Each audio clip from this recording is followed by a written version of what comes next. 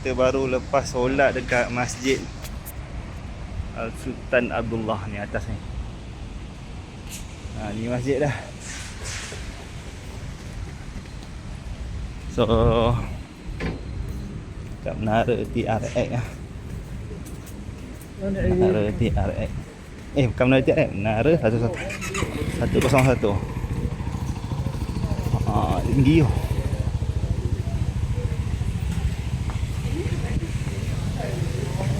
Ni dah stadium. Betul depan stadium lah. Akan dibuka. Apa kena buka ni? Tak buka lagi ke apa? Dia buka untuk ni kot. Dan Mahasjah.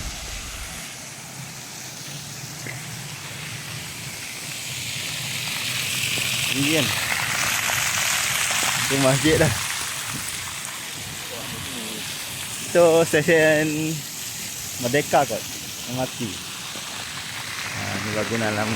Boleh masuk ke? Macam boleh masuk je. Macam boleh masuk. Ni petang tu.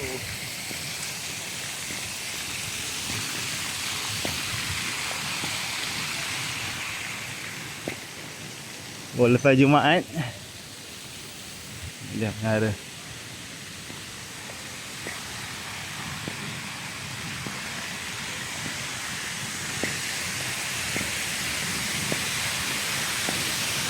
Itu masjid dia. Masjid Sultan Abdullah.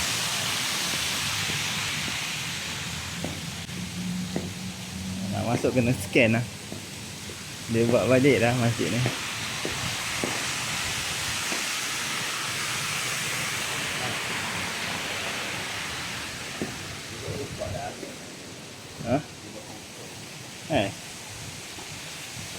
Ni kena scan ni.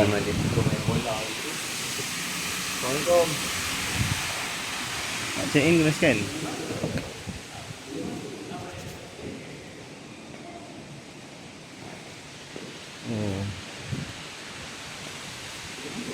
Ni 16.57. Lama. Tengok.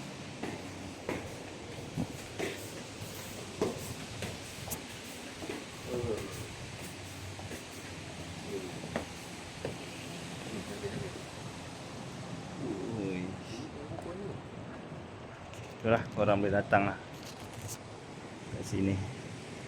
Ni semua ni. Lama aku hidup ni. Ni first time aku masuk Stadium Sama Merdeka. First time masuk. Tak pernah masuk.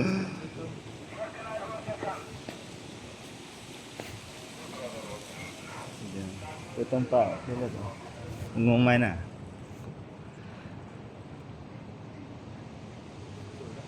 Dia punya ni pun kayu kan.